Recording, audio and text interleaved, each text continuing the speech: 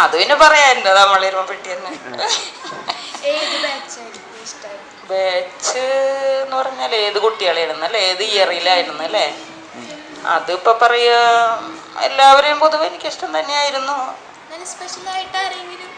സ്പെഷ്യലായിട്ട് കുറേ കുട്ടികൾ ഇപ്പോൾ ടീച്ചറേന്ന് പറഞ്ഞ് വരാറുണ്ട്. അവരൊക്കെ ഏത് ഇയറിലായിരുന്നു ഞാൻ ഓർക്കണില്ല. പഠിപ്പിച്ച് വിട്ടവരെ അവരൊക്കെ ഭയങ്കര സ്നേഹത്തോടെ തന്നെയാണ്.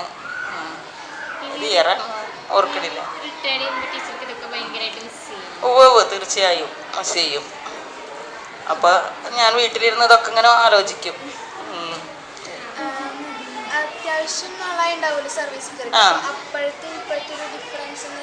അതുണ്ട്, അത് നല്ലോണം ഉണ്ട്.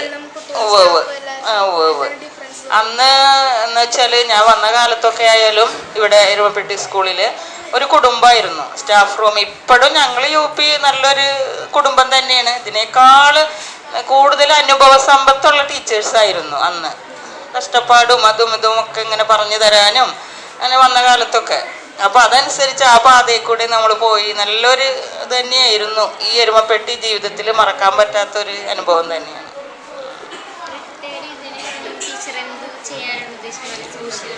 സോഷ്യൽ വർക്ക് എനിക്ക് പച്ചക്കറി കൃഷി ഭയങ്കര താല്പര്യമാണ്. പിന്നെ ഞാൻ പ്രധാനമായിട്ടും എനിക്ക് ഡാൻസ് പഠിക്കണം, അങ്ങനെ ഒരു താല്പര്യമുണ്ട്. പഠിച്ചിട്ടില്ല, ചെറുപ്പം മുതലേ ഉള്ള ആഗ്രഹമാണ്. അത് ഞാൻ പഠിക്കും വിചാരിച്ചിട്ടുണ്ട്.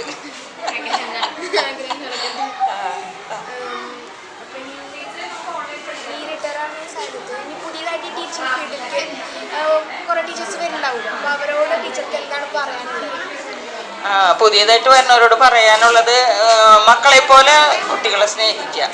അവരെ സ്നേഹിച്ചു കഴിഞ്ഞാൽ തീർച്ചയായും ആ സ്നേഹം തിരിച്ചും കിട്ടും. അത്ര തന്നെയാണ്. ഉണ്ട്.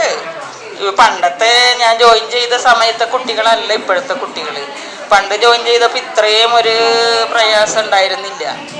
ക്ലാസ് എടുക്കാനും ഒക്കെ നല്ല അനുസരണയുള്ള കുട്ടികളായിരുന്നു. ഓരോ കാലം കഴിയും തോറും അനുസരണമൊക്കെ കുറഞ്ഞു വരുന്ന സാഹചര്യത്തിൽ അങ്ങനെ തന്നെയാണ്.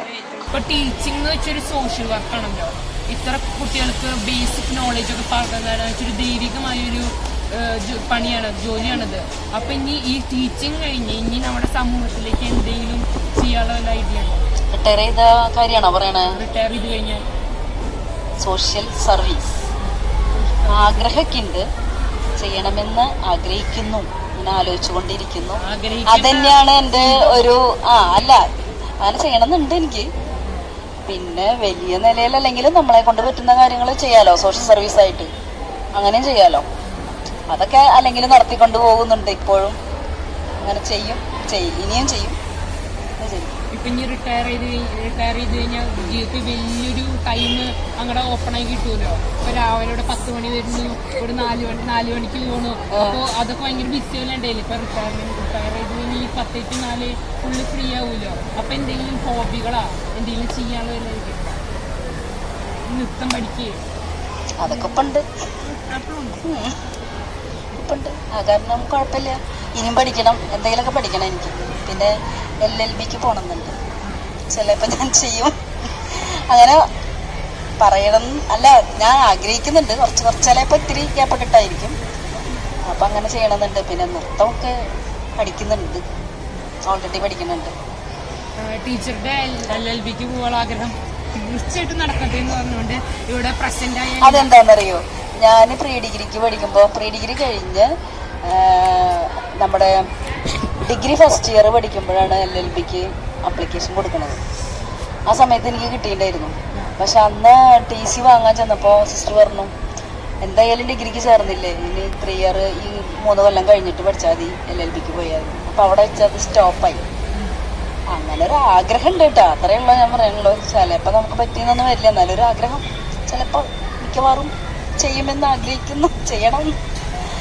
അങ്ങനെ ടീച്ചർ ഇത്ര കാലത്തെ ടീച്ചിങ് ലൈഫ് മോട്ടിവേറ്റ് ചെയ്ത നല്ല ആളുണ്ട്.